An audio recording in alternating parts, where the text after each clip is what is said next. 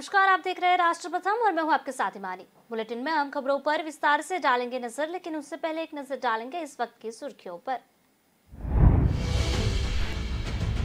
AIIMS Bilaspur का किया गया उद्घाटन। प्रधानमंत्री नरेंद्र मोदी ने किया उद्घाटन। 750 बेड और 64 आईसीयू बेड की सुविधा।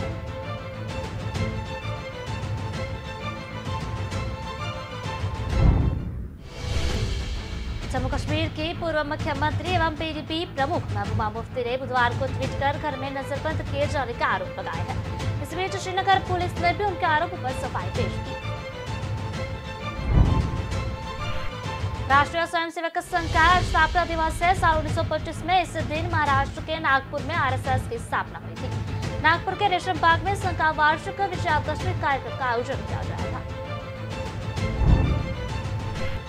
उत्तर प्रदेश में पहली बार महिला विधायकों के लिए विशेष सत्र की चर्चा से उत्साहित योगी आदित्यनाथ सरकार अब 10 अरब डॉलर की अर्थव्यवस्था पर विधानमंडल का विशेष सत्र बुलाने जा रही है। इस माह के अंत में या नवंबर के पहले हफ्ते में विशेष सत्र बुलाया जा सकता है। दशहरा रैली को लेकर एकनाथ शिंदे और उद्धव ठाकरे गुट अभी भी आमने सामने है। कोर्ट ने अपने उद्धव ठाकरे के नेतृत्व वाले गुट को दादर के शिवाजी पार्क में दशहरा रैली की अनुमति दी।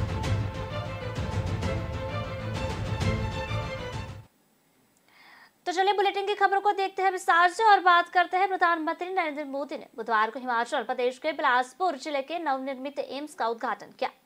इस मौके पर राज्य के मुख्यमंत्री जयराम ठाकुर, केंद्रीय मंत्री अनुराग ठाकुर और भारतीय जनता पार्टी के राष्ट्रीय अध्यक्ष जेपी नड्डा भी मौजूद रहे। 1470 करोड़ रुपए की लागत से बने इस अखिल भारतीय आयुर्विज्ञान संस्थान में आधारित साल 2017 पीएम मोदी ने ही रखी थी।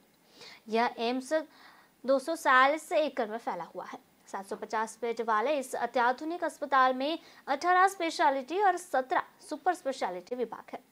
साथ ही में 18 मॉड्यूलर ऑपरेशन थिएटर और 64 आईसीयू बेड की भी सुविधाएं हैं। दावा है कि विश्व स्तरीय स्वास्थ्य सुविधाओं से लैस इस अस्पताल में पहाड़ में भी 24 घंटे आपातकालीन सेवाओं और डायलिसिस की सुविधाएं मिल पाएगी। अल्ट्रासोनोग्राफी, सीटी स्कैन, एमआरआई जैसी आधुनिक डायग्नोस्टिक मशीन भी यहाँ पर अस्पताल में मौजूद है। गंभीर रोगों के उपचार के लिए भी राज्य के लोगों को पीजीआई चंडीगढ़, एम्स दिल्ली या फिर पंजाब के प्राइवेट अस्पतालों में नहीं जाना पड़ेगा। इसके अलावा अमृत फार्मेसी और जन औषधि केंद्र के साथ साथ 30 बिस्तरों वाले आयुष ब्लॉक को भी एम्स में बनाया गया है।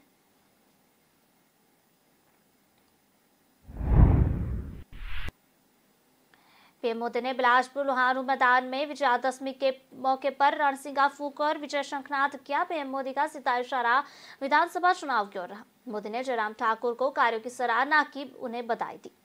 बिलासपुर में एम्स और हाइड्रो इंजीनियरिंग कॉलेज का उद्घाटन करने के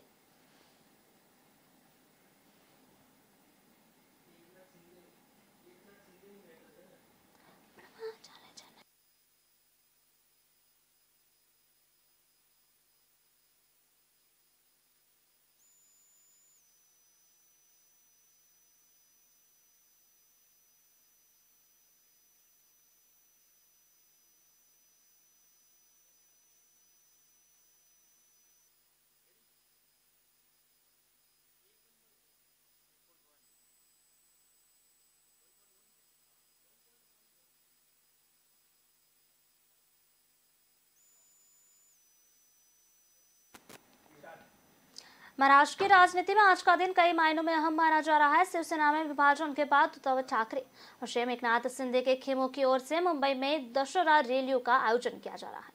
56 साल के इतिहास में यह पहली बार है जब दशहरा रैली के दिन शिवसेना की 2 रैलियां अलग अलग जगहों पर आयोजित हो रही है।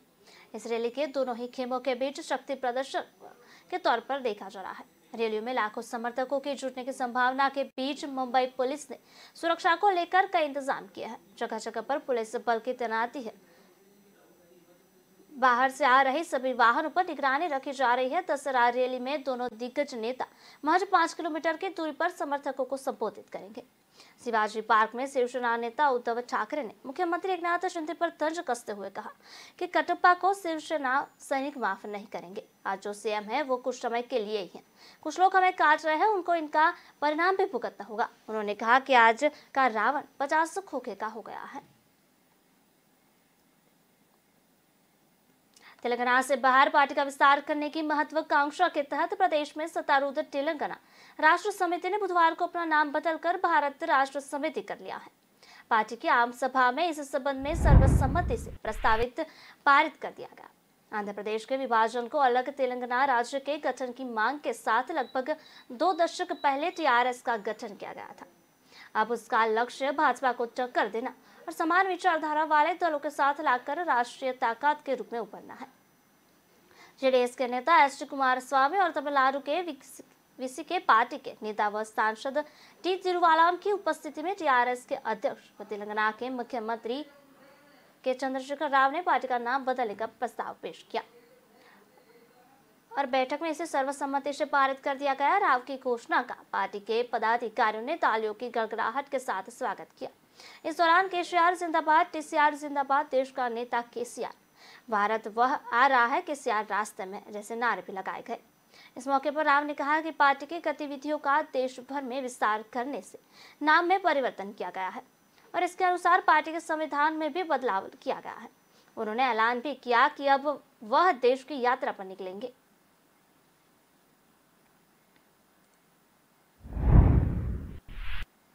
भाजपा के खिलाफ मोर्चाबंदी के लिए पिछले कुछ अरसे से कमर कस रहे तेलंगाना के मुख्यमंत्री के चंद्रशेखर राव ने अपनी पार्टी का नाम बुधवार को तेलंगाना राष्ट्र समिति से बदलकर भारत राष्ट्र समिति कर लिया है।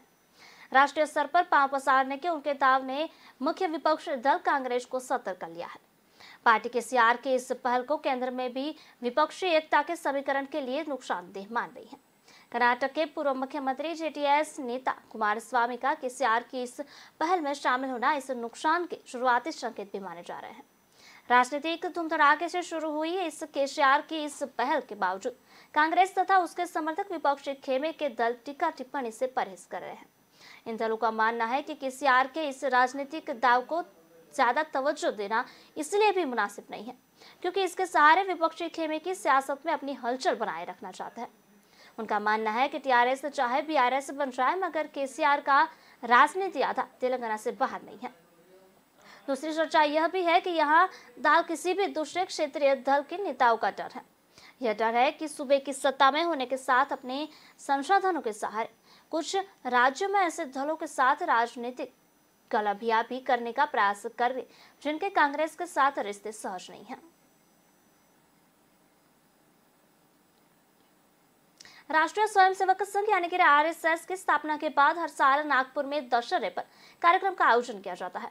साल 1925 के बाद इस कार्यक्रम में कोई पुरुष मुख्य अतिथि के तौर पर शिरकत करता आया है, लेकिन यह पहली बार हुआ है। इस प्रोग्राम में संघ की महिलाओं को मुख्य अतिथि के रूप में आमंत्रित किया। हालांकि 1936 में संघ ने महिला विंग राष्ट्र सेविका समिति की स्थापना की थी। उस वक्त लक्ष्मीबाई केलकर को बुलाया गया था। संतोष यादव ने एक किस्सा बताते हुए कहा कि एक बार जेएनयू में वह पर्यावरण पर बोल रही थी। तभी एक छात्रा ने उनसे कहा कि हमें रामचरितमानस या गीता पढ़ने के लिए क्यों कहा जाता है। मैंने उन्हें कहा कि ऐसा तो मैंने नहीं कहा है। फिर मैंने उन्हें कहा कि आपने इन पुस्तकों को पढ़ा है, तो उन्होंने कहा कि नहीं। फिर मैंने उन्हें कहा कि बिना पढ़े आप इन पुस्तकों को लेकर द्वेष क्यों पाल रही हैं। आप पहले इसे पढ़िए। सनातन संस्कृति सृजन की प्रेरणा देता है। आरएसएस प्रमुख मोहन भागवत विजयादशमी समारोह में शामिल हुए थे। इस अवसर पर पर्वतारोही संतोष यादव, केंद्रीय मंत्री नितिन गडकरी और महाराष्ट्र के उप मुख्यमंत्री देवेंद्र फडणवीस उपस्थित रहे। संतोष यादव पहले ऐसी महिला है जिन्होंने 2 बार माउंट एवरेस्ट की चढ़ाई की है। उन्होंने पहली बार मई 1992 और दूसरी बार मई 1993 में एवरेस्ट चोटी फतह की और ऐसा कर उन्होंने वर्ल्ड रिकॉर्ड भी बनाया। इसके अलावा संतोष कांगचुंग की तरफ से माउंट एवरेस्ट पर सफलतापूर्वक चढ़ने वाली दुनिया की पहली महिला भी है। संतोष यादव का जन्म हरियाणा के रिवानी जिले में साल 1968 में हुआ था। उनके इलाके में लड़कियों को पढ़ाई पर ज्यादा ध्यान नहीं दिया जाता है, लेकिन संतोष के परिवार ने उन्हें पढ़ाया और आगे पढ़ाई के लिए उन्हें जयपुर भी भेजा, जहां महारानी कॉलेज से उन्होंने आगे की पढ़ाई की। संतोष यादव को असाधारण काम के लिए साल 2000 में भारत सरकार ने चौथे सबसे बड़े नागरिक पुरस्कार पद्मश्री से भी सम्मानित किया। फिलहाल संतोष यादव भारत तिब्बत सीमा पुलिस आईटीबीपी में एक पुलिस अधिकारी के रूप में कार्यरत है। साथ ही उन्होंने उत्तरकाशी में नेहरू माउंटेनियरिंग कॉलेज में ट्रेनिंग भी ली थी। अक्सर मेरे आचरण और मेरे व्यवहार से लोग मुझसे पूछते थे, क्या तुम संघी हो? तो मैं कहती थी बड़े भोले मन से कि वो क्या होता है। मैं संघ के बारे में नहीं जानती थी उस वक्त। मैं एक छोटे से गांव से, प्रारंभिक शिक्षा मेरे गांव से हुई, तो मेरा शिक्षा का स्तर उतना अच्छा नहीं था। तो मैं उसी उधेड़-बुन में लगी रहती, कैसे अपने शिक्षा का स्तर को ऊंचा करूं। मुझे दुनियादारी से बहुत ज्यादा संपर्क में मन नहीं था, और अक्सर ये संजोग होता था, लोग मुझे कहते थे तुम संघी हो क्या। कांग्रेस के वरिष्ठ नेता दिग्विजय सिंह ने नागपुर में दशहरा रैली में राष्ट्रीय स्वयंसेवक संघ यानी कि आरएसएस के प्रमुख मोहन भागवत की टिप्पणी को लेकर बुधवार को आरएसएस को आड़े हाथ लिया और कटाक्ष करते हुए पूछा कि क्या तेंदुआ कभी अपना चरित्र बदल सकता है। दशहरा कार्यक्रम में भागवत की टिप्पणी पर एक रिपोर्ट को टैग करते हुए दिग्विजय सिंह ने ट्वीट कर पूछा कि सरसंघ चालक के रूप में नियुक्त करेगा। इस रिपोर्ट के अनुसार भागवत ने दावा किया कि उन्होंने महिलाओं के अधिकारों के लिए लड़ाई लड़ी। कांग्रेस के वरिष्ठ नेता ने कई सिलसिलेवार ट्वीट कर रहा, क्या आरएसएस बदल रहा है? क्या कोई तेंदुआ कभी अपना चरित्र भी बदल सकता है? अगर वे आरएसएस के चरित्र की मूल बातें बदलने के लिए वास्तव में गंभीर है, तो मेरे पास मोहन भागवत के कुछ सवाल है। क्या वे हिंदू राष्ट्र के अपने एजेंडे को छोड़ देंगे? सिंह ने पूछा कि क्या वे किसी महिला को सरसंघ चालक के रूप में नियुक्त करेंगे, और क्या अगला सरसंघ चालक गैर चितवापन ब्राह्मण होगा। उन्होंने पूछा कि अति पिछड़ा वर्ग यानी कि ओबीसी, अनुसूचित जाति यानी कि एससी, अनुसूचित जनजाति यानी कि एसटी का व्यक्ति सरसंघ चालक के पद के लिए स्वीकार्य होगा। क्या वे आरएसएस के पंजीकृत होंगे? क्या उनके पास आरएसएस की नियमित सदस्यता भी होगी? सिंह ने यह भी सवाल किया कि क्या आरएसएस अल्पसंख्यकों के लिए अपनी सदस्य का द्वार खोलेगा। उन्होंने ट्वीट किया, यदि मेरे सभी प्रश्नों या शंकाओं का उत्तर सकारात्मक रूप से स्पष्ट किया गया तो मुझे आरएसएस से कोई भी समस्या नहीं होगी। मोहन भागवत, यदि आप ऐसा कर सकते हो तो मैं आपका प्रशंसक बन जाऊंगा। जनसंख्या संतुलन राष्ट्रीय स्वयंसेवक संघ के सरसंघ चालक मोहन भागवत ने बुधवार को जनसंख्या विस्फोट की समस्या पर चिंता जताई। सरसंघ प्रमुख आरएसएस ने कहा कि भारत में जनसंख्या पर एक समग्र नीति बनाई जानी चाहिए जो सब पर समान रूप से लागू हो और किसी को इससे छूट नहीं मिले। भारत में तेजी से बढ़ी रही जनसंख्या को समस्याओं को बड़ी वजहों में एक माना जाता है। समय समय पर संस्थाएं एवं विश्लेषक इस ओर इशारा करते रहते हैं। मोहन भागवत में नागपुर स्थित राष्ट्रीय स्वयंसेवक संघ मुख्यालय में संघ का परंपरागत दशहरा रैली को संबोधित करते हुए कहा कि हम जनसंख्या असंतुलन का परिणाम एक बार भुगत चुके हैं। ऐसा केवल हमारे साथ ही नहीं हुआ है, पूर्वी तिमोर, दक्षिणी सूडान और कोसोवो जैसे देश, इंडोनेशिया, सूडान और सर्बिया जैसे देशों के भूभाग में जनसंख्या का संतुलन बिगड़ने का कारण बन चुके हैं। मोहन भागवत ने कहा, हमें समझना होगा कि जब जब संख्या की असंतुलन होता है तब तब उस देश की भौगोलिक सीमाओं में परिवर्तन भी होता है। उन्होंने कहा कि जन्म दर में असमानता के साथ लोभ, लालच, जबरदस्ती से चलने वाला मतांतरण भी जनसंख्या असंतुलन का बड़ा कारण बनता है। हमें इसका भी ध्यान रखना होगा। मोहन भागवत के अनुसार जनसंख्या नियंत्रण के साथ साथ पांथिक आधार पर जनसंख्या संतुलन भी महत्व का विषय है जिसकी अनदेखी नहीं की जा सकती। राष्ट्रीय स्वयंसेवक संघ के सरसंघ चालक मोहन भागवत ने कहा कि किसी भी देश में जनसंख्या असंतुलन देश के विभाजन का कारण बन सकता है। सरसंघ चालक ने लगातार दूसरे वर्ष संघ की विजयदशमी रैली में जनसंख्या संतुलन को खतरे के प्रति आगाह किया। इस बयान पर प्रमुख असदुद्दीन अवैसी ने नाराजगी जताई है। उन्होंने कहा कि जनसंख्या नियंत्रण की कोई आवश्यकता नहीं है क्योंकि देश पहले ही प्रतिस्थापन हासिल कर चुका है।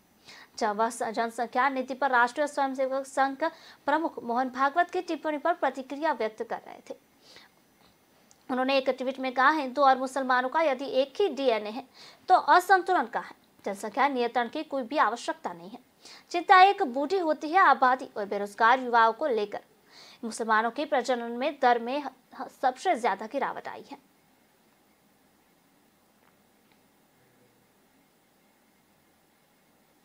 खबरों का सिलसिला लगातार जारी रहेगा। मिलते हैं एक छोटे से ब्रेक के बाद। Amazon Great Indian Festival starting 23rd September. Ramesh के घर बड़ा वाला टीवी आया, पम्मी जी ने लेटेस्ट फैशन सबको दिलाया, चंचल ने भी नया फोन बढ़िया डील में पाया। अरे बोलो बोलो पूरे मोहल्ले को जानना है। Amazon से लिया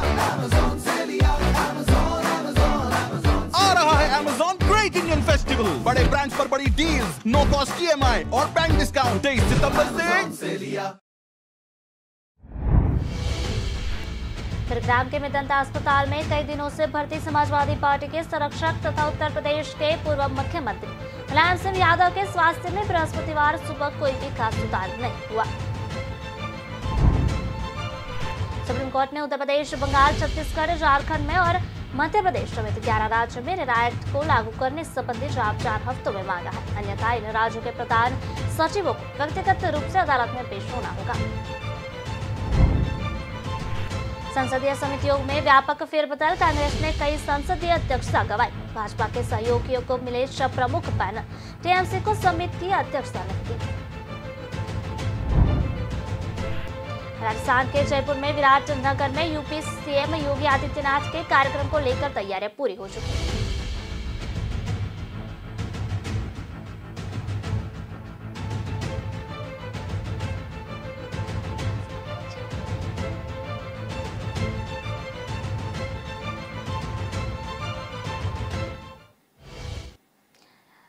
बुलेटिन की खबरों को देखते हुए विस्तार से और बात करते हैं। देश में विजयादशमी का त्योहार मनाया गया। इस दिन पूरी बुराइयों पर अच्छाई की जीत का प्रतीक माना जाता है। इस अवसर पर कांग्रेस के अंतरिम अध्यक्ष सोनिया गांधी कर्नाटक के बेंगलुरु गांव में थी।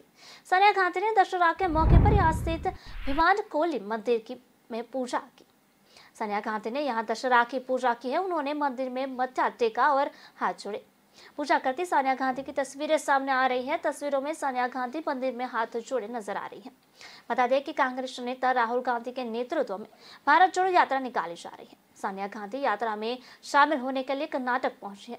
सोनिया इस सोमवार को मैसूर पहुंची। कर्नाटक कांग्रेस के अध्यक्ष DK शिवकुमार ने बताया कि सोनिया गांधी 6 अक्टूबर को कर्नाटक में भारत जोड़ो यात्रा में शामिल होंगे।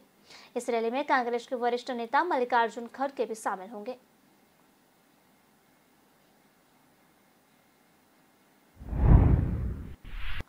कांग्रेस में एक तरफ पार्टी के राष्ट्रीय अध्यक्ष का चुनाव हो रहा है तो दूसरी तरफ राहुल के नेतृत्व में भारत जोड़ो यात्रा चल रही है। इस बीच सोनिया गांधी की मंदिर में पूजा करने की और आरती लेने की तस्वीरें सामने आ रही हैं। तस्वीर में सोनिया गांधी बेहद सहज, शांत और सौम्य सी नजर आ रही है। ऐसा लग रहा है कि पार्टी नेतृत्व अध्यक्ष चुनाव से दूरी बनाए हैं। वहीं लंबे समय बाद सोनिया को इस तरह से पार्टी के भारत जोड़ो यात्रा से जुड़ना नए संकेत दे रहा है। ऐसा लग रहा है कि मानो जैसे कांग्रेस ये बताना चाहती है कि उसका मिजाज अब बदल चुका है। वह पूरी तरह से जनता से और उनके मुद्दों से जमीनी स्तर पर जुड़ने में कोई कसर नहीं छोड़ेगी। कांग्रेस की भारत जोड़ो यात्रा केरल के बाद कर्नाटक में चल रही है। दशहरा की वजह से अभी यात्रा को 2 दिन का विराम दिया गया है। कांग्रेस के अध्यक्ष सोनिया गांधी भारत जोड़ो यात्रा में शामिल होंगी। सोनिया गांधी लंबे समय के बाद किसी सार्वजनिक कार्यक्रम में हिस्सा लेंगे। इससे पहले स्वास्थ्य कारणों से सोनिया गांधी पार्टी के प्रचार कार्यक्रम से दूरी बनाए हुए थी। ऐसे में अब सोनिया गांधी को लेकर शामिल होने की कार्यकर्ताओं का उत्साह बड़ा जाजमी है। वहीं राहुल गांधी की यात्रा को एक मजबूत हाथ भी मिलेगा। सोनिया गांधी की मौजूदगी और कांग्रेस भारत जोड़ो यात्रा के संदेश को अधिक प्रभावी ढंग से लोगों के बीच पहुंचा पाएगी।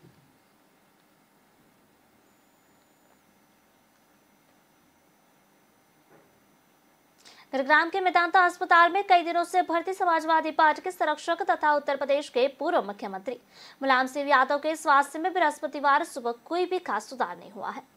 उनकी हालात स्थिर बनी हुई है। मुलायम के स्वास्थ्य में सुधार संतोषजनक नहीं है। रिपोर्ट में उन्हें आईसीयू में वेंटिलेटर सपोर्ट में ही रखा गया है। यूरिन इन्फेक्शन से पहले मुताबिक जरूर काम हुआ है। ऑक्सीजन लेवल भी अभी भी मेंटेन नहीं कर पा रहे हैं। क्रिटिकल केयर यूनिट के हेड डॉक्टर यतिन मेहता की टीम इलाज में लगी हुई है। राष्ट्रीय जनता दल के सुप्रीमो तथा बिहार के पूर्व मुख्यमंत्री लालू यादव तथा उनके पुत्र बिहार के उप मुख्यमंत्री तेजस्वी यादव बुधवार शाम मेदांता अस्पताल में भर्ती सपा संरक्षक मुलायम सिंह को देखने पहुंचे।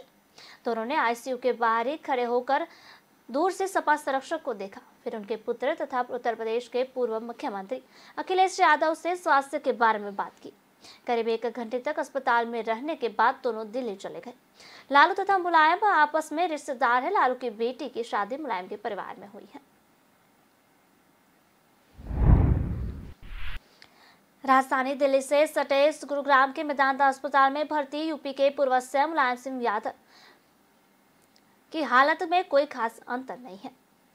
इस बीच हरियाणा के मुख्यमंत्री मनोहर लाल मेदांता अस्पताल पहुंचकर मुलायम सिंह यादव की सेहत का हालचाल पूछने जाना और उनके जल्द स्वस्थ होने की कामना की। हरियाणा के सीएम ने बताया कि उन्होंने उत्तर प्रदेश के पूर्व मुख्यमंत्री और मुलायम सिंह यादव के बेटे अखिलेश यादव और परिवार के सदस्यों से मुलाकात भी की। सीएम ने कहा कि अभी भी मुलायम सिंह यादव को रिस्क जोन में है, मगर पहले से हालात में सुधार हुआ है। मिली ताजा जानकारी के मुताबिक मेदांता में भर्ती उत्तर प्रदेश के पूर्व मुख्यमंत्री और समाजवादी पार्टी के संरक्षक मुलायम सिंह की सेहत में कोई खास सुधार नहीं हो रहा है। उनकी हालत अभी खतरे से बाहर नहीं है और रविवार से उन्हें आईसीयू में वेंटिलेटर सपोर्ट पर रखा गया है। वह भी ऑक्सीजन लेवल मेंटेन नहीं कर पा रहे हैं। डॉक्टर हर 2 या 3 घंटे में ऑक्सीजन का प्रेशर कम कर दवाओं का प्रभाव दिख रहे हैं। यूरिन इन्फेक्शन कम हुआ है, लेकिन इसके साथ ही मंगलवार रात को लिए गए सैंपल की रिपोर्ट दोपहर में आएगी। देखिए, हमारे मुलायम सिंह यादव जी पूर्व मुख्यमंत्री उत्तर प्रदेश अस्वस्थ है, पिछले कुछ दिनों से यहाँ एडमिट है और पिछले 3 दिन से थोड़ा उनकी जो अवस्था है थोड़ा रिस्की है। तो मुझे कामना करते हैं कि जल्दी वो ठीक हो जाए। देख करके आया हूँ, उनके बेटे अखिलेश यादव जो हमारे पूर्व मुख्यमंत्री उत्तर प्रदेश, उनसे मिलना हुआ है। मैंने उनको भी परिवार की कुशल क्षेम के लिए को कामना की है और साथ ही हमारे पूर्व मुख्यमंत्री ओम प्रकाश जी चौटाला वो भी यहाँ एडमिट हैं, उनको भी मिलकर के आया हूँ। प्रभु इन दोनों की सबके स्वास्थ्य की एक प्रकार से शुभकामना करते हुए उनको जल्दी स्वस्थ करे, ऐसी मेरी बात। सर, नेताजी की कैसी कंडीशन है? डॉक्टर से जो बात की है अभी।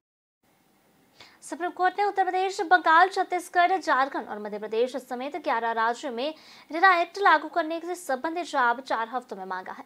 अन्यथा इन राज्यों के प्रधान सचिव को व्यक्तिगत रूप से अदालत में पेश होना होगा।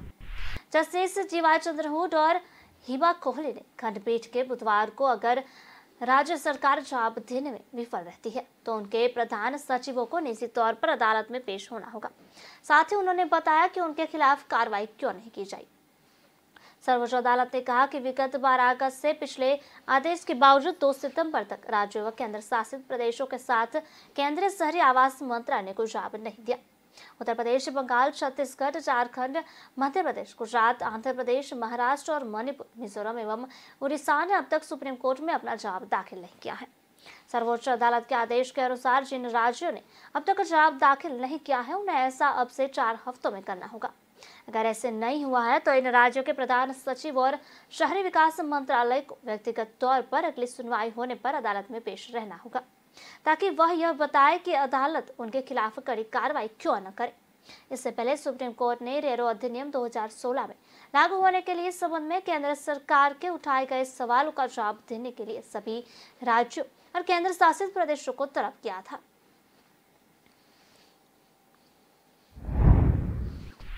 सुप्रीम कोर्ट में 5 सदस्यीय कॉलेजियम के 2 जजों ने शीर्ष अदालत में 4 जजों की नियुक्ति के प्रस्ताव संबंधी नोट पर लिखित सहमति देने पर आपत्ति व्यक्त की है। प्रधान न्यायाधीश उदय उमेश ललित के नेतृत्व वाले 5 सदस्यीय कॉलेजियम ने हाल ही में बॉम्बे हाई कोर्ट में मुख्य न्यायाधीश दीपांकर दत्ता को शीर्ष अदालत के जज के रूप में पदोन्नत करने की सिफारिश की थी। सूत्रों के मुताबिक शीर्ष अदालत में बाकी 4 रिक्तियों के लिए कुछ अन्य नामों पर कॉलेजियम ने विचार विमर्श किया था। प्रधान न्यायाधीश के अलावा कॉलेजियम में जस्टिस जीवाई चंद्रचूड़, जस्टिस के कौले, जस्टिस एस.ए. नजीर और जस्टिस के.एम. जोसेफ शामिल हैं। सूत्रों का कहना है कि दशहरे की छुट्टियों से पहले आखिरी कार्य दिवस 3 सितंबर को कॉलेजियम की बैठक नहीं हो पाई थी क्योंकि कॉलेजियम का एक सदस्य उपलब्ध नहीं था। अब सुप्रीम कोर्ट 10 अक्टूबर को बैठेगा। इसी वजह से हाई कोर्ट ने 3 मुख्य न्यायाधीशों और शीर्ष कोर्ट में एक वरिष्ठ वकील की सुप्रीम कोर्ट जज के रूप में नियुक्ति पर कॉलेजियम के सदस्य जजों से लिखित स्वीकृति प्राप्त करने के लिए एक प्रस्ताव भेजा गया था। परंपरा के मुताबिक उच्च न्यायपालिका में जजों की नियुक्ति और पदोन्नति के लिए संभावित नामों पर चर्चा के बाद कॉलेजियम के सदस्यों पर प्रस्ताव पर हस्ताक्षर करते हैं। बताते हैं कि कॉलेजियम में 2 सदस्यों ने परंपरा तोड़कर सामने सामने बैठक करने की बजाय सर्कुलेशन के जरिए बैठक करने और ऐसे प्रस्ताव पर लिखित स्वीकृति देने पर कुछ आपत्ति जताई है। संसद की संसदीय समितियों में व्यापक फेरबदल किया गया है। मंगलवार को घोषित ताजा फेरबदल में विपक्षी दलों को गृह मामलों और सूचना प्रौद्योगिकी समिति पर 4 प्रमुख सदस्य पैनल में किसी भी अध्यक्ष स्थान नहीं दी गई है। इसके साथ ही 6 प्रमुख संसदीय समितियों गृह, IT, सुरक्षा, विदेश, वित्त और स्वास्थ्य के अध्यक्षता भाजपा और उसके सहयोगियों के पास है। भाजपा ने इसे रूटीन बदलाव कहा है। विपक्षी दलों ने भेदभावपूर्ण करार दिया। कांग्रेस सांसद अभिषेक मनु सिंघवी की जगह भाजपा सांसद और उत्तर प्रदेश के सेवानिवृत्त IPS अफसर ब्रजलाल को गृह मामलों की संसदीय स्थायी समिति का अध्यक्ष बनाया गया। कांग्रेस अध्यक्ष पद का चुनाव लड़ रहे सांसद शशि थरूर को सिंधे गुट के शिवसेना सांसद प्रतापराव जाधव को सूचना प्रौद्योगिकी पर संसदीय पैनलों के प्रमुख के रूप में बदलाव गया। पहले तृणमूल कांग्रेस के पास खाद्य और उपभोक्ता मामलों के संसदीय पैनल की अध्यक्षता थी।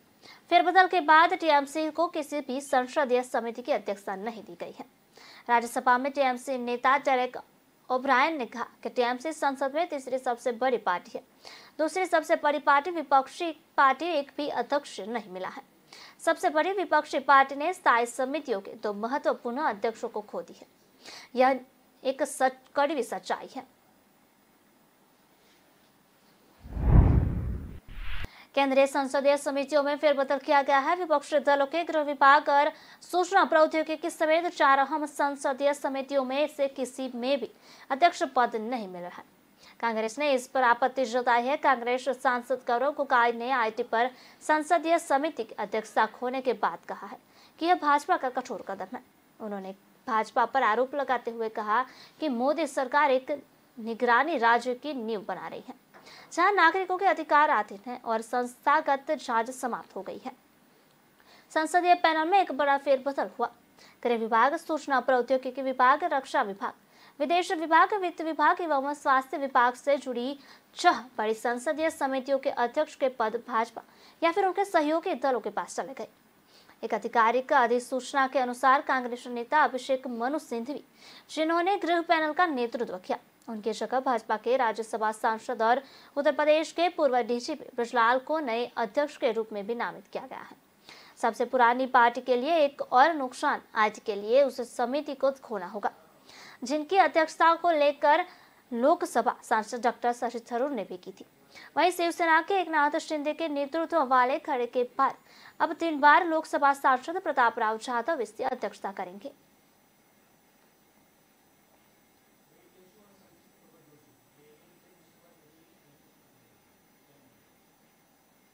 समय हो चला है कि ब्रेक का, उसके बाद देखेंगे संक्षिप्त खबर।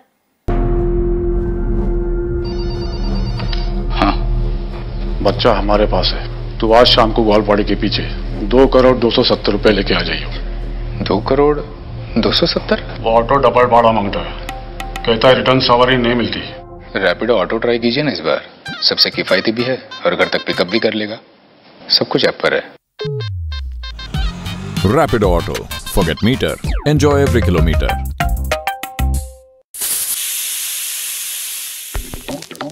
भिगोना पड़ेगा, उबालना पड़ेगा, पर कौन बोला?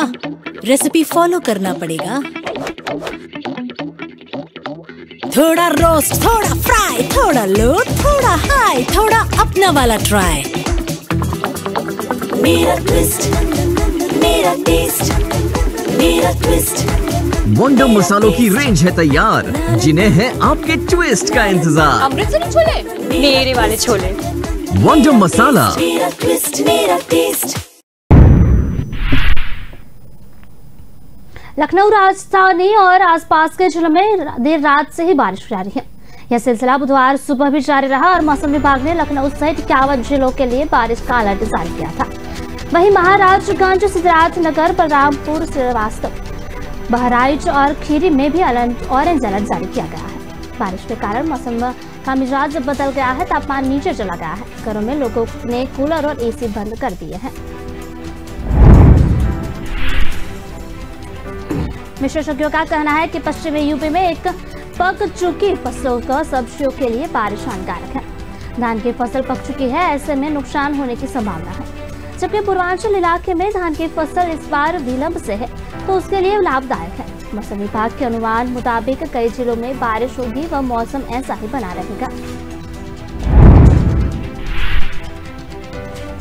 दिल्ली, NCR समेत देश भर में एक और रावण दहन की तैयारी हो गई थी, तो वहीं कुछ जगह बारिश भी होने लगी और इसकी वजह से सिलसिला पिछले कई घंटों से जारी रहा था। इसके चलते रावण दहन पर भी संकट बढ़ा गया और उधर बारिश और तेज आंधी के चलते हापुड़ में पिलखुवा में रेलवे ट्रैक पर पेड़ गिर गया था। इसके चलते राजधानी समेत कई ट्रेनें बाधित है। फिलहाल इन्हें जयपुर में रोका गया था। बुधवार दोपहर के बाद पिलखुवा रेलवे स्टेशन पर वर्षा के साथ आई तेज आंधी के कारण पेड़ टूटकर रेलवे ट्रैक पर गिर गया। इसके चलते कई ट्रेन आसपास के स्टेशनों पर रोकी गई। हापुड़ स्टेशन पर राजधानी एक्सप्रेस में भी ट्रेन रोकी गई है। दिल्ली के अलावा गुरुग्राम, फरीदाबाद, ग्रेटर नोएडा और नोएडा के साथ गाजियाबाद में भी हल्की बारिश हो रही। बारिश का सिलसिला इसी तरह जारी रहा तो दिल्ली एनसीआर के वायु प्रदूषण के स्तर में कमी आ सकती है। दिल्ली और एनसीआर के कुछ इलाकों में बारिश के चलते रावण, मेघनाथ और कुंभकर्ण के पुतले भीग गए। ऐसे में बारिश का दौर जारी रहा तो रावण दहन को प्रक्रिया में बाधा हुई। कहा जा रहा है कि बारिश का यह दौर बुधवार देर शाम तक जारी रहा, जिससे रावण दहन में खलल पड़ी। बड़े मिश्रा मेघालय के नए राज्यपाल बनाए गए हैं। गवर्नर सत्यपाल मलिक मंगलवार को रिटायर हो गए। उन्हें सेवा विस्तार से नहीं दिया गया है। जानकारी के मुताबिक मेघालय के नए राज्यपाल भारतीय सेना के पूर्व ब्रिगेडियर है। वह 2017 में अरुणाचल प्रदेश के राज्यपाल के रूप में कार्यरत है। उन्हें मेघालय का अतिरिक्त प्रभार दिया गया है। बी डी मिश्रा ने मंगलवार को मेघालय के नए राज्यपाल के रूप में शपथ ली।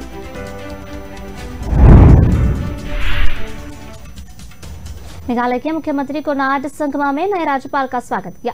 उन्होंने ट्वीट कर लिखा, ब्रिगेडियर बी डी मिश्रा को मेघालय के गवर्नर के तौर पर कार्यभार संभालने के लिए बहुत बधाई। उम्मीद है कि आपका मार्गदर्शन और सहयोग मिलेगा। हम इस सुंदर राज्य में आपका हार्दिक स्वागत करते हैं। अरुणाचल प्रदेश के राज्यपाल बी डी मिश्रा ने यहां राजभवन में आयोजित एक समारोह में मेघालय के राज्यपाल पद की शपथ ली। अरुणाचल प्रदेश के राज्यपाल मिश्रा को मेघालय के राज्यपाल का अतिरिक्त प्रभार सौंपा गया। वह 2017 से अरुणाचल प्रदेश के राज्यपाल है। भारतीय सेना के पूर्व ब्रिगेडियर मिश्रा ने सत्यपाल मलिक की जगह ली है। मेघालय के राज्यपाल रहे मलिक का कार्यकाल 3 अक्टूबर को पूरा हो गया था। शपथ समारोह में विधानसभा के अध्यक्ष बेतबाह लिंगदोह और वरिष्ठ मंत्री मौजूद रहे। मेघालय के मुख्यमंत्री कोनराड के संगमा ने उन्हें बधाई देते हुए ट्वीट किया। मिश्रा जी को मेघालय के राज्यपाल का कार्यभार संभालने के लिए बधाई।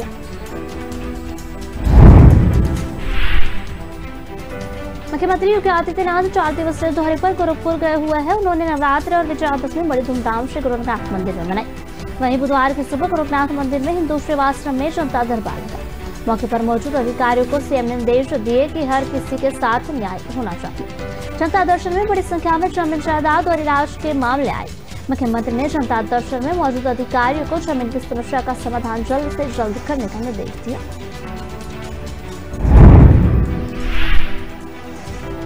बहुत से लोग जमीन के विवाद का मामला लेकर पहुंचे थे। इसके अलावा बहुत से इलाज के लिए धन देने की सिफारिश कर रहे थे।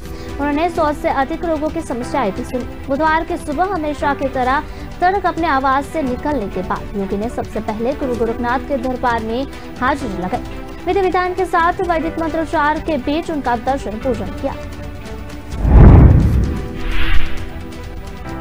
उप मुख्यमंत्री ब्रजेश पाठक ने फिल्म आदिपुरुष में हिंदू देवी देवताओं को गलत स्वरूप में पेश करने पर आपत्ति जताई है। उन्होंने कहा कि हिंदू सभ्यता और भारत की संस्कृति में भगवान राम जन जन में बसे हुए हैं। उनका अपमान किसी भी कीमत पर बर्दाश्त नहीं किया जाएगा। उन्होंने कहा कि फिल्म के जरिए हिंदू समाज की भावनाओं पर हमला किया गया है। इसके जितने भी निंदा की जाए कम है। उन्होंने फिल्म में हनुमान जी के गेटअप को लेकर भी फिल्म प्रबंधन को फटकार लगाई। उन्होंने कहा कि फिल्मों में जरिए लगातार भारतीय संस्कृति को बाधित और बदलने का प्रयास हो रहा है। हिंदू संस्कृति और विरासत पर हमें गर्व है। उन्होंने कहा कि संत समाज ने जो कहा उस पर गंभीरतापूर्वक ध्यान देने की जरूरत है। संत समाज हिंदू समाज की रक्षा के लिए आदिकाल में शंकराचार्य पीठों की स्थापना हुई। जब आक्रांताओं ने हमला किए थे तब भी इन्हीं अखाड़ाओं के माध्यम से हिंदू संस्कृति की रक्षा की गई थी।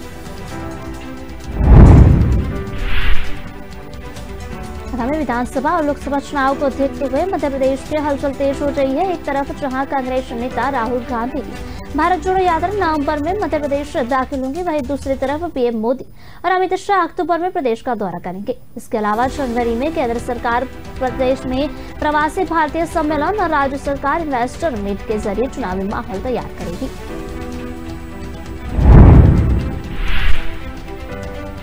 राहुल गांधी की भारत जोड़ो यात्रा नवंबर महीने के अंत में जाने की उम्मीद है। कांग्रेस नेताओं की माने तो प्रियंका गांधी उज्जैन में भी भारत जोड़ो यात्रा में शामिल हो सकती है। तो एक कार्यक्रम के अनुसार भारत जोड़ो यात्रा बुरहानपुर से मध्य प्रदेश में 24 और 25 नवंबर को प्रवेश करेगी। राहुल गांधी की इस यात्रा में मध्य प्रदेश के 5 उप यात्राएं जुड़ेंगी। इन उप यात्राओं की जिम्मेदारी कांग्रेस के नेताओं को दी गई। खंडवा, इंदौर, उज्जैन, आंगड़, मालवा में भी ये सभी उप यात्राएं भारत जोड़ो यात्रा में जुड़ेंगी।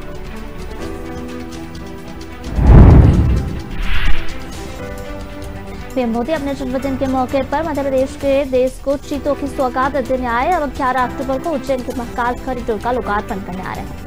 उज्जैन में प्रवास के दौरान पीएम नवनिर्मित महाकाल लोक के पहले चरण का लोकार्पण कर सभा को संबोधित करेंगे। केदारनाथ और काशी विश्वनाथ धाम के नवीनीकरण के बाद अब प्रमुख ज्योतिर्लिंग महाकाल परिसर को भव्य स्वरूप दिया गया है। पीएम के इस कार्यक्रम के बाद प्रवासी भारतीय सम्मेलन और केरल भेदवा लिंक परियोजना के भूमि पूजन कार्यक्रम में भी पीएम को मध्य प्रदेश बुलाने की तैयारी की जा रही है। जबकि दूसरी तरफ 1.25 माह के अंतराल के बाद गृह मंत्री शाह का मध्य प्रदेश का दौरा भी तय हो गया है। इससे पहले 21 अगस्त को केंद्रीय मंत्री अमित शाह ने राजधानी भोपाल पहुंचकर 4 राज्यों के मुख्यमंत्रियों के साथ मध्य क्षेत्रीय परिषद की बैठक में भाग लिया था।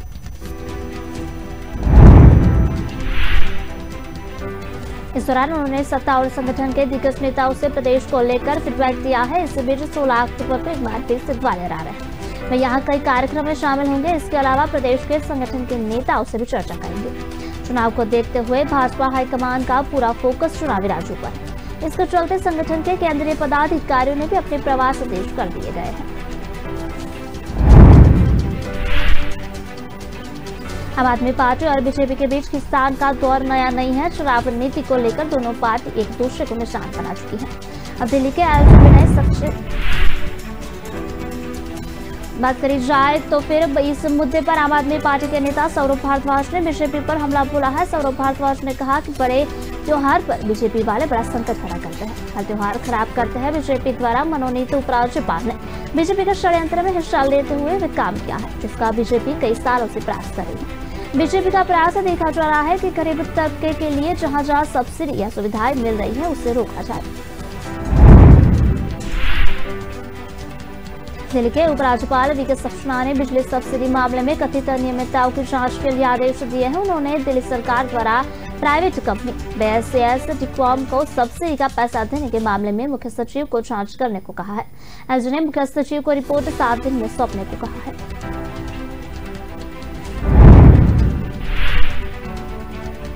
एलजी कार्यालय के सूत्रों के मुताबिक वरिष्ठ वकीलों और न्यायविदों सहित शिकायतकर्ताओं ने बिजली कंपनियों को सब्सिडी भुगतान में गड़बड़ी का आरोप लगाते हुए शिकायत की थी, जिसके बाद अब एलजी ने इस मामले में जांच के आदेश दिए हैं। फिलहाल दिल्ली सरकार या फिर BSES डिकॉम को तरफ से इन आरोपों पर कोई प्रतिक्रिया नहीं आई है।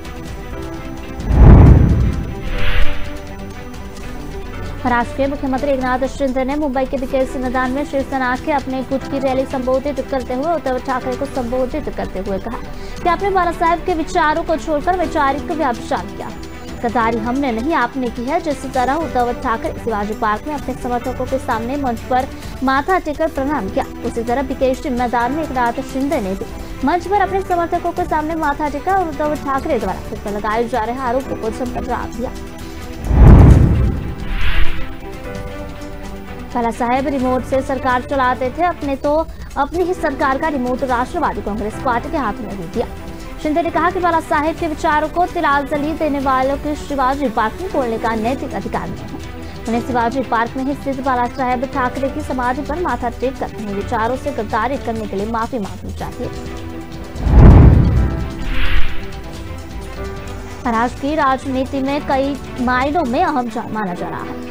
शिवसेना में विभाजन के बाद उद्धव ठाकरे और पीएम एकनाथ शिंदे खेमे की ओर से मुंबई में 2 दशहरा रैलियों का आयोजन किया जा रहा था। 56 साल से इतिहास में यह पहली बार हुआ था जब दशहरा के दिन शिवसेना की 2 रैलियां अलग अलग जगहों पर आयोजित हो रही। इस रैली को दोनों ही खेमों में बीच प्रदर्शन के तौर पर देखा जा रहा है। रैलियों में लाखों समर्थकों के जुटने की संभावना के बीच मुंबई पुलिस ने सुरक्षा को लेकर कड़े इंतजाम किए। जगह जगह पर पुलिस बल की तैनाती है। बाहर से आ रही सभी वाहनों पर निगरानी रखी जा रही थी। दशहरा रैली में दोनों दिग्गज नेताओं महज 5 किलोमीटर की दूरी पर समर्थकों को संबोधित भी किया।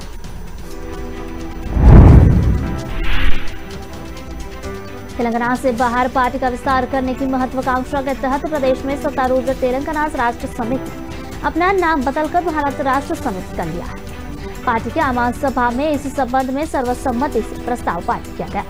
आंध्र प्रदेश को विभाजन कर अलग अलग तेलंगाना राज्य के गठन की भी मांग के साथ लगभग 2 दशक पहले टीआरएस का गठन किया गया था। अब उसका लक्ष्य भाजपा को टक्कर देना और समान विचारधारा वाले दल को साथ लाकर राष्ट्रीय ताकत के रूप में उभरना है।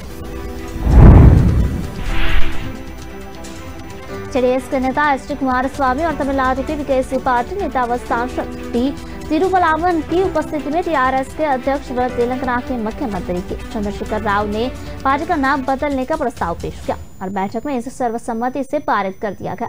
राव की घोषणा का पार्टी पदाधिकारियों ने तालियों की कड़कड़ाहट के साथ स्वागत भी किया और इसी दौरान केसीआर जिंदाबाद, टीआरएस जिंदाबाद, देश का नेता केसीआर, प्रिय भारत वह आ रहा है, केसीआर रास्ते में है जैसे नारे भी लगाए गए।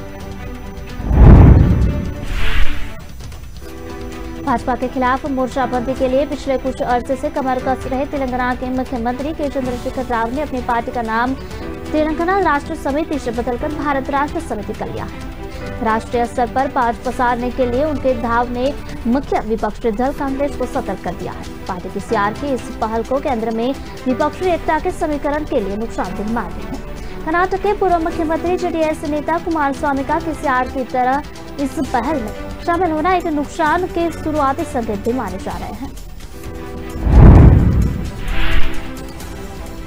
राजनीतिक धूमधड़ाक से शुरू की गई केसीआर की इस पहल में बावजूद कांग्रेस तथा उसके समर्थक विपक्षी खेमे में दल टीका टिप्पणी से परहेज कर रहे हैं। इन दलों को मानना है कि केसीआर के इस राजनीतिक दाव को ज्यादा तवज्जो देना चाहिए, इसलिए भी मुनासिब नहीं है क्योंकि इसके सहारे वे विपक्षी खेमे की सियासत में अपनी हलचल बनाए रखना चाहते हैं। उनका मानना है कि टीआरएस चाहे बीआरएस बन जाए मगर केसीआर का राजनीतिक आधार तेलंगाना से बाहर नहीं है।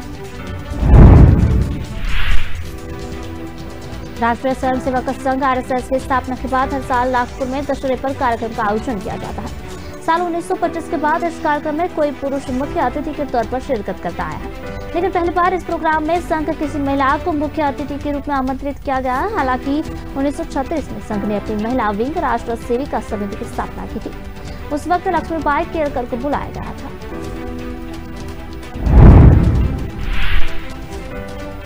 संतोष यादव ने एक किस्सा बताते हुए कहा कि एक बार जेएनयू ने वह पर्यावरण पर बोल रही थी, तभी एक छात्रा उनसे कहा कि हम रामचरितमानस या गीता पढ़ने के लिए क्यों कहा जाता है। उन्होंने जवाब दिया कि ऐसा तो मैं नहीं कहा। मैंने फिर भी उसका उन्होंने नहीं कहा आपने इस पुस्तक को क्यों पढ़ा है। तो उन्होंने कहा कि फिर मैंने उन्हें कहा कि बना पढ़े आप इन पुस्तकों को लेकर द्वेष क्यों पाल रहे हैं। संतोष यादव पहली ऐसी महिला है जिन्होंने 2 बार माउंट एवरेस्ट पर चढ़ाई की है। उन्होंने पहली बार मई 1992 में और दूसरी बार मई 1993 में एवरेस्ट चोटी फतह की और ऐसा कर उन्हें वर्ल्ड रिकॉर्ड बनाया। इसके अलावा संतोष कांग्सों की तरफ से माउंट एवरेस्ट पर सफलतापूर्वक चढ़ने वाली दुनिया की पहली महिला थी। संतोष यादव का जन्म हरियाणा के भिवानी जिले में साल 1968 में हुआ था। कांग्रेस के वरिष्ठ नेता दिग्विजय सिंह ने नागपुर में दशहरा रैली के राष्ट्रीय स्वयंसेवक संघ आरएसएस के प्रमुख मोहन भागवत की टिप्पणी को लेकर बुधवार को आरएसएस को आड़े हाथ लिया और कटाक्ष करते हुए पूछा कि क्या तेंदुआ कभी अपना चरित्र बदल सकता है।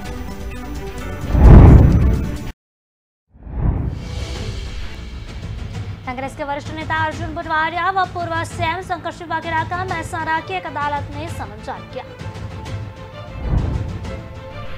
अरुणाचल प्रदेश के राज्यपाल बीडी मिश्रा ने यहां राजभवन में आयोजित एक समारोह में मंगलवार को मेघालय के राज्यपाल पद की शपथ ली। एक तरफ जहां कांग्रेस पार्टी को भारत जोड़ो यात्रा कर रही है तो दूसरी तरफ प्रशांत किशोर का बिहार में जनसुराज पद यात्रा करेंगे। पंजाब के मुख्यमंत्री भगवंत मान ने कहा कि गैंगस्टर आप सरकार के 6 महीने में पैदा नहीं हुए हैं, बल्कि कांग्रेस और अकाली दल की सरकारों ने उनका संरक्षण किया। समाजवादी पार्टी के संस्थापक मुलायम सिंह यादव की हालत अभी भी गंभीर बताई जा रही है। मंगलवार को उन्हें गुरुग्राम के मेदांता अस्पताल में आईसीयू में शिफ्ट किया गया।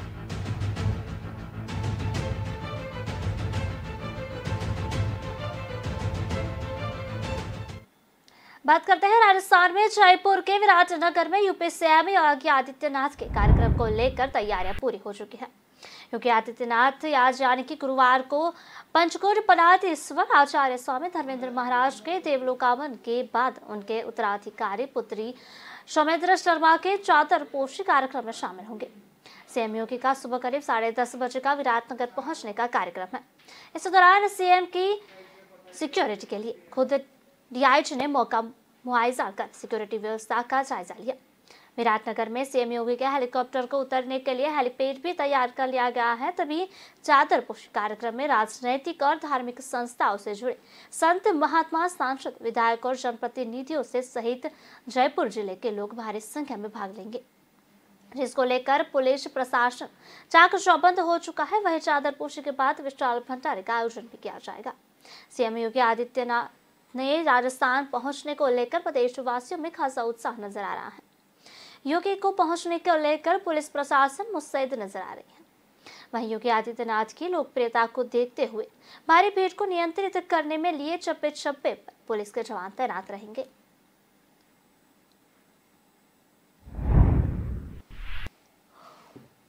उत्तर प्रदेश के मुख्यमंत्री योगी आदित्यनाथ ने बुधवार को शहीद अशफाक उल्लाह खान प्राणी उद्यान का दौरा किया। इस दौरान वे तेंदुए को शावक का दूध पिलाते हुए दिखे। इस दौरान उन्होंने तेंदुओं के 2 बच्चों का नामकरण भी किया। उन्हें चिड़ियाघर के अस्पताल में भी रखा गया है। सीएम योगी इससे पहले 18 मार्च को गोरखपुर चिड़ियाघर आए थे। तब उन्होंने हर और घोरी नाम के 2 घेंचों का केला खिलाया था। मुख्यमंत्री योगी आदित्यनाथ ने बुधवार को शहीद अशफाक उल्लाह खान प्राणी उद्यान में आयोजित वन्य जीव सप्ताह समारोह के समापन कार्यक्रम को भी संबोधित किया। उन्होंने कहा कि विजयादशमी का पर्व हमें केवल मानव मात्र की रक्षा की प्रेरणा ही नहीं, बल्कि संपूर्ण प्राणियों की रक्षा और संरक्षण के लिए संकल्पित होने के लिए प्रेरित करता है। ऐसे में इसे लेकर हमें संकल्पित होने की जरूरत है। यही राम राज्य की संकल्पना भी है। कार्यक्रम में हिस्सा लेने से पहले सीएम योगी आदित्यनाथ ने सफेद बाघिन को उसके बारे में छुड़ा और तेंदुओं को 2 मादा शावकों का नामकरण किया। एक का नाम भवानी तो दूसरे का नाम चंडी रखा गया। एक शावक को उन्होंने अपने हाथ से दूध पिलाया और इसके अवसर पर सांसद रविकिशन, विधायक विपिन सिंह, महेंद्र पाल सिंह, प्रदीप शुक्ल, महापौर सीताराम जायसवाल आदि मौजूद रहे। बात करते हैं प्रधानमंत्री नरेंद्र मोदी ने 1 अक्टूबर को देश में 5G सेवा लॉन्च कर दी है। शनिवार को उन्होंने दिल्ली के प्रगति मैदान में मोबाइल से इंडस्ट्री से जुड़े कई बड़े बिजनेसमैन की मौजूदगी में 5G सर्विसेज की शुरुआत की।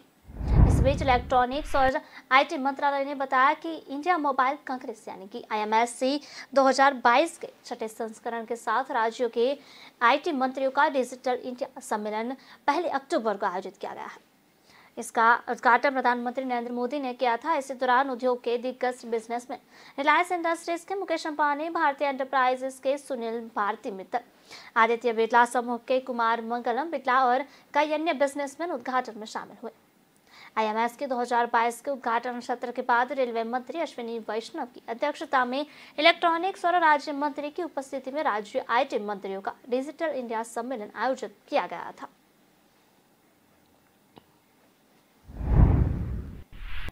जियो यूजर्स के लिए बड़ी अच्छी खबर सामने आई है। रिलायंस जियो ने भारत में 5G सर्विसेज लॉन्च करने की घोषणा कर दी है।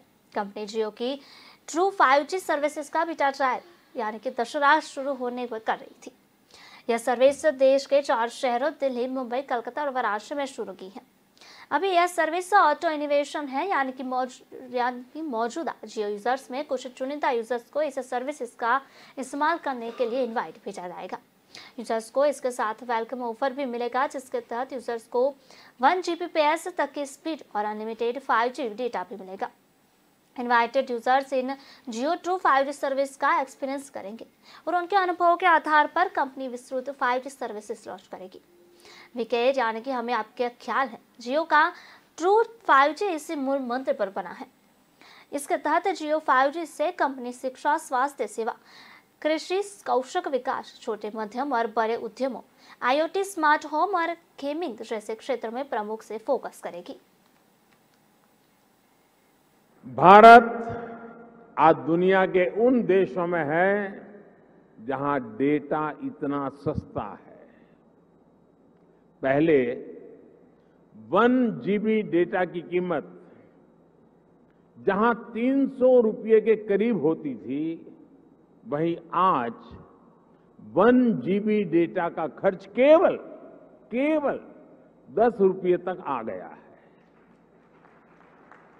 आज भारत में महीने भर में एक व्यक्ति मोबाइल पर करीब एवरेज 14 GB डेटा इस्तेमाल कर रहा है। 2014 में इस 14 GB डेटा की कीमत होती थी करीब 4,200 रुपये प्रति महीना, 4,200 रुपया। आज इतना ही डेटा 125 रुपये या ज्यादा से ज्यादा 150 रुपये, 125 या 150 रुपये में मिल जाता है। यानी आज गरीब के, मध्यम वर्ग के मोबाइल डेटा के करीब 4,000 रुपये हर महीने बच रहा है उसके जेब में। कांग्रेस के वरिष्ठ नेता अर्जुन मोढवाडिया व पूर्व सीएम शंकर श्री वाघेला को महसाना की एक अदालत ने समन जारी किया है। पूर्व गृह मंत्री व सहकारिता नेता विपुल चौधरी के खिलाफ गवाह के तौर पर पेश होने के लिए दोनों को समन जारी किया गया है। कांग्रेस में वरिष्ठ नेता अर्जुन मोढवाडिया व पूर्व मुख्यमंत्री शंकर श्री वाघेला को महसाना की एक अदालत ने समन जारी किया है। पूर्व गृह मंत्री और सहकारिता नेता विपुल चौधरी के खिलाफ भ्रष्टाचार के एक मामले में गवाह के तौर पर पेश होने के लिए मोढवाडिया और वाघेला को कोर्ट ने समन जारी किया है। इस बीच अर्जुन मोढवाडिया ने कहा कि कांग्रेस में शंकर श्री वाघेला को हमेशा स्वागत है। पत्र के मुताबिक एक संयुक्त संवाददाता सम्मेलन में मंगलवार को अर्जुन मोढवाडिया और शंकर श्री वाघेला ने कहा कि उन्हें अदालत ने 6 अक्टूबर के मामले में गवाह के तौर पर पेश होने के लिए तलब किया। सत्तारूढ़ भारतीय जनता पार्टी यानी कि बीजेपी पर अपने फायदे के लिए कानून का दुरुपयोग करने का आरोप लगाते हुए नेताओं ने कहा कि वे सत्ताधारी पार्टी के लिए किए गए प्रयास का मुकाबला करेंगे और महसाना शहर में एक विशाल रैली भी करेंगे। पिछले महीने गुजरात एसीबी ने विपुल चौधरी को दूधसागर डेयरी का अध्यक्ष रहते हुए लगभग 800 करोड़ रुपए की कथित वित्तीय अनियमितताओं के मामले में गिरफ्तार किया था। मोढवाडिया ने सत्तारूढ़ दल पर सहकारी नेताओं पर उसके सामने आत्मसमर्पण करने या परिणाम भुगतने का दबाव बनाने का आरोप लगाया। गुजरात में कांग्रेस विधायकों ने इस्तीफे की अटकलों के बीच सौराष्ट्र के विसावदर सीट के कांग्रेस विधायक हर्षद जिबजा ने अपने विधानसभा की सदस्यता से इस्तीफा दे दिया है। आगामी दिनों में वह भाजपा में शामिल हो सकते हैं। गुजरात में कांग्रेस विधायकों के इस्तीफे की अटकलों के बीच सौराष्ट्र के विसावदर सीट से कांग्रेस विधायक हर्षद जिबजा ने अपनी विधानसभा की सदस्यता से इस्तीफा दे दिया है। आगामी दिनों में वह भाजपा में शामिल हो सकते हैं। सौराष्ट्र के करीब आधा दर्जन कांग्रेस विधायकों के पार्टी व विधानसभा की सदस्यता से इस्तीफे लेकर भाजपा में शामिल होने की अटकलों के बीच मंगलवार को विसावदर सीट से विधायक हर्षद जिबजा ने अपना इस्तीफा विधानसभा अध्यक्ष निमाबेन आचार्य को सौंप दिया। विधानसभा अध्यक्ष ने हर्षद का इस्तीफा स्वीकार कर लिया है और आगामी 2 या 3 दिन में उनके भाजपा में शामिल होने की संभावना है। पिछले 2-3 दिन से कांग्रेस विधायक ललित वसुया के भी पार्टी व विधानसभा की सदस्यता से इस्तीफा देकर भाजपा में शामिल होने की संभावना थी, लेकिन उन्होंने मीडिया को जारी एक बयान में बताया कि वह किसी भी हालत में कांग्रेस पार्टी छोड़ने वाले नहीं है। मीडिया में उनके बारे में गलत अफवाह चलाई जा रही है। सौराष्ट्र की विसावदर सीट पूर्व मुख्यमंत्री केशुभाई पटेल की परंपरागत सीट रही है। केशुभाई लगातार इस सीट से विधानसभा का चुनाव जीत रहे हैं। उनके बाद हर्षद भाई इस सीट से लगातार चुनाव जीत रहे हैं।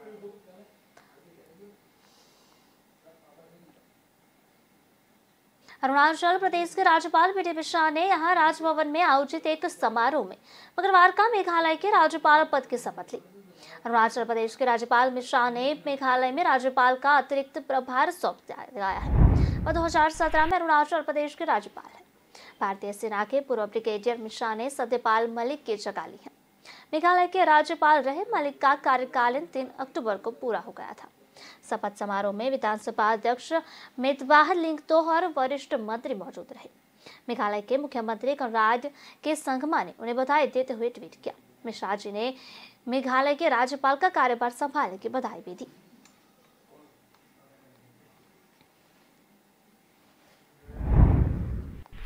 बीडी मिश्रा मेघालय के नए राज्यपाल बनाए गए हैं। गवर्नर सत्यपाल मलिक मंगलवार को रिटायर हो गए हैं।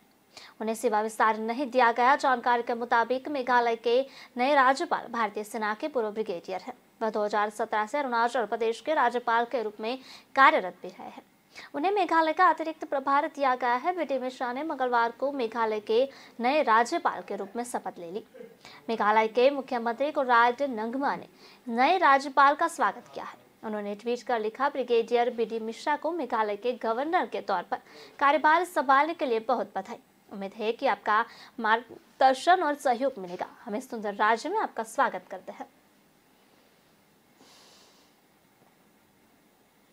एक तरफ जहां कांग्रेस पार्टी भारत जोड़ो यात्रा कर रही है, तो दूसरी तरफ प्रशांत किशोर बिहार से जनसुराग पद यात्रा पर निकले हुए हैं। प्रशांत किशोर ने 2 अक्टूबर को यह यात्रा शुरू की है। जनसुराज यात्रा पर निकले प्रशांत किशोर ने बड़ा दावा किया है। प्रशांत किशोर ने कहा है कि उन्हें हाल ही में बिहार के मुख्यमंत्री नीतीश कुमार की ओर से प्रस्ताव मिला था, साथ ही मिलकर काम करते हैं, लेकिन प्रशांत किशोर ने नीतीश कुमार के प्रस्ताव को ठुकरा दिया है। प्रशांत किशोर ने नीतीश कुमार के प्रस्ताव को यह कहकर ठुकरा दिया है कि वह 3500 किलोमीटर की पदयात्रा पर निकले हैं। पश्चिमी चंपारण में चमुनिया गांव में बोलते हुए प्रशांत किशोर ने कहा कि मैं पटना में हाल ही में नीतीश कुमार से मिला था। दोनों नेताओं के बीच हुई इस मुलाकात के बाद कई कयास लगाए जा रहे थे, लेकिन दोनों ही की ओर से इस बारे में कोई स्पष्ट बयान नहीं दिया गया था। अब प्रशांत किशोर ने इस पर चुप्पी तोड़ते हुए कहा कि नीतीश कुमार का मुझे प्रस्ताव मिला था कि एक बार फिर से मिलकर हम काम करते हैं। दोनों नेताओं के बीच हुई इस मुलाकात को लेकर इसलिए भी काफी चर्चा हो रही थी, क्योंकि दोनों ही नेता अब अलग रास्तों पर हैं। प्रशांत किशोर ने ऐलान कर कह दिया है कि वह अपनी पार्टी को शुरुआत करेंगे।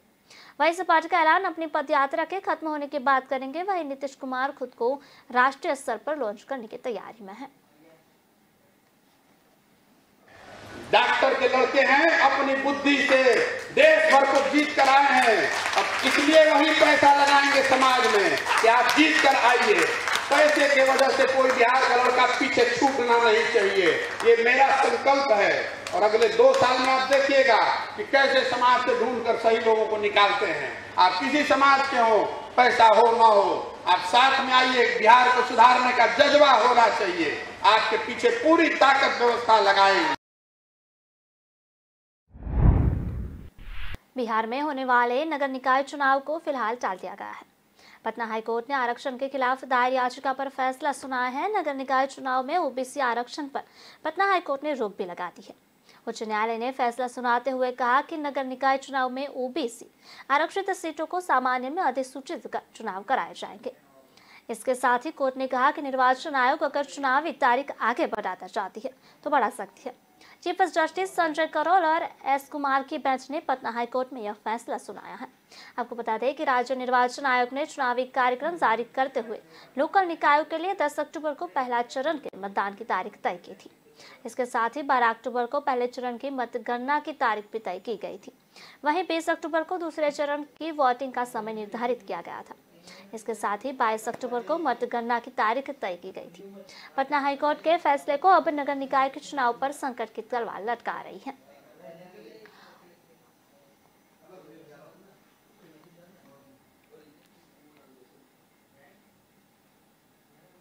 फिलहाल बुलेटिन में बस इतना ही। विस्तार से खबरें पढ़ने के लिए आप हमारी वेबसाइट का भी प्रयोग कर सकते हैं। हमारी वेब का पता है www.kalamkartavya.com। हमारी कलम ही हमारा कर्तव्य है। इसी उद्देश्य के साथ आप खबरों को राष्ट्र प्रथम के साथ देखते रहिए। नमस्कार।